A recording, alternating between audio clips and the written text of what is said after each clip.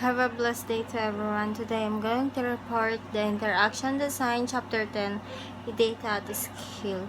So in this report, I'm going to report my slides 7 to 12. So hear me. Citizen Science and Privacy. How privacy is interpreted by citizen scientists and their desire and need for privacy regulations differs across projects. Being able to share citizen science data has many advantages as well as some privacy concerns. For example, participants can see what others are observing in their area. Bird enthusiasts also often like to share first sightings.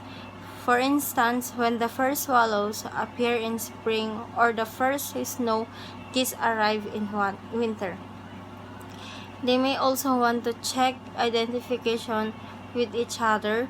The downside of this community interaction is that personal profile and location data can be used to identify particular contributors and their patterns of behavior. In citizen science privacy, they're collecting some data or some informations of each individuals, and their obligations is they must assure the privacy of each individuals on how they going to keep it, on how they going to secure it, which is nobody can knows about the identification or the individual informations.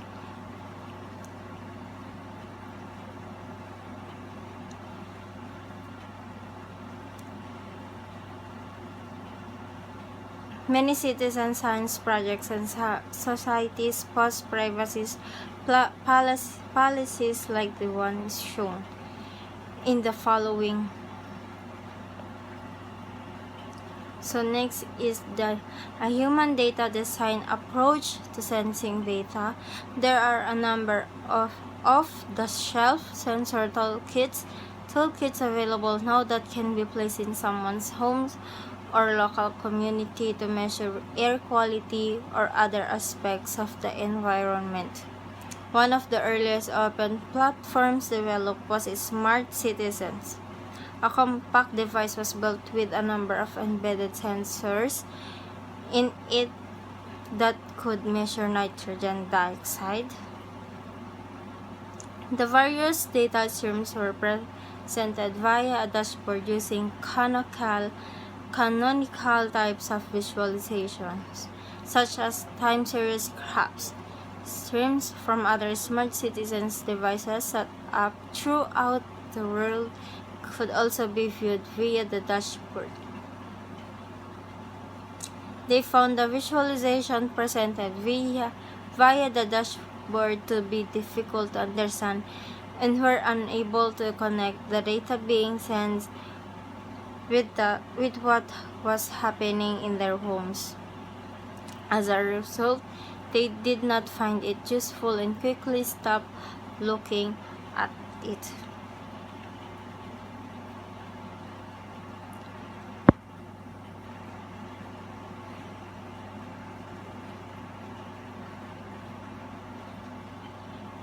Inside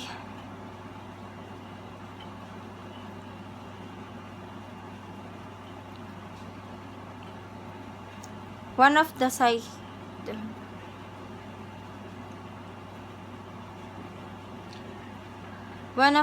C-cubes had a rotating disc on the top that could be set to move clockwise or counterclockwise and at different speeds. In Scikit project tool, this user problem as its starting point. A human data design approach was adopted. The goal is to transform sense data being collected into something that is meaningful to the general public. Social network analysis.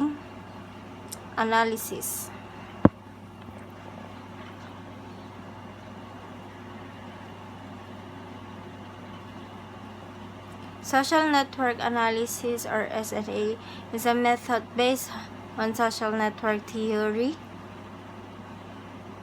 for analyzing and evaluating the strength of social ties within a network. While understanding social ties has been a strong interest of sociologists for many years, for example, Hampton and Wellman, 2003, Putnam, 2000, as social media became increasingly successful, it also became a key interest for computer information scientists. They want to understand the relationships that form among people and groups within and across different social media platforms and with offline social networks too. Social network analysis enables these relationships to be seen more clearly. It helps to reveal who is most active in a group, who belongs to which groups, and how the groups or do not interact and relate to each other. Analysis can also show which topics are hot and throw light on when, how, and why some topics go viral. Managers, marketers, and politicians are especially interested in how these activities can influence them.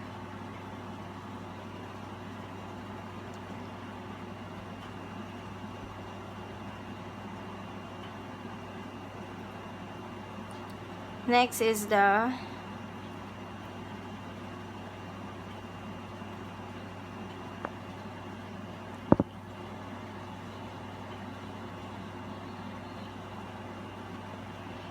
in social network analysis, red represents Republicans and blue represents Democrats.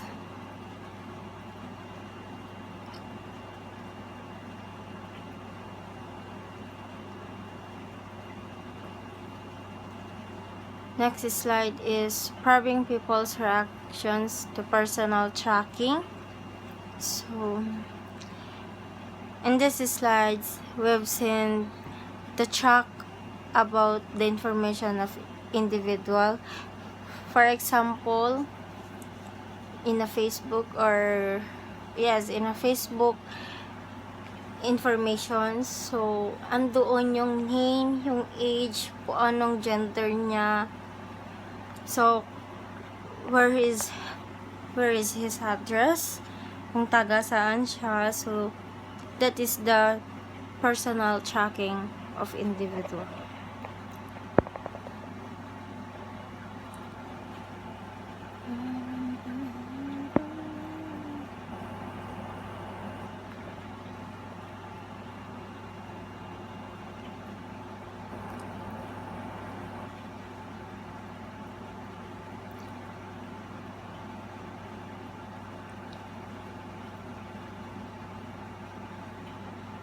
So next is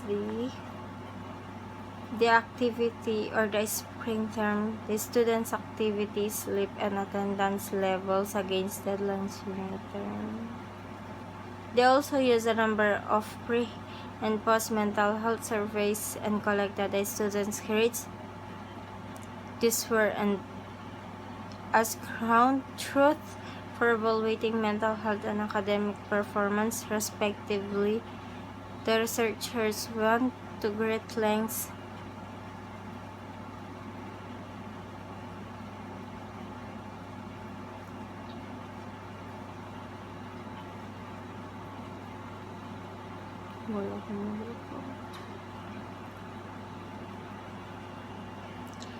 So from the two graphs shown in, what can you say about the students' activity, their stress levels, and their level of socializing in relation to deadlines over the course of the term? So we have seen the conversation duration, the conversation frequency, and the deadline. So in socializing, the students was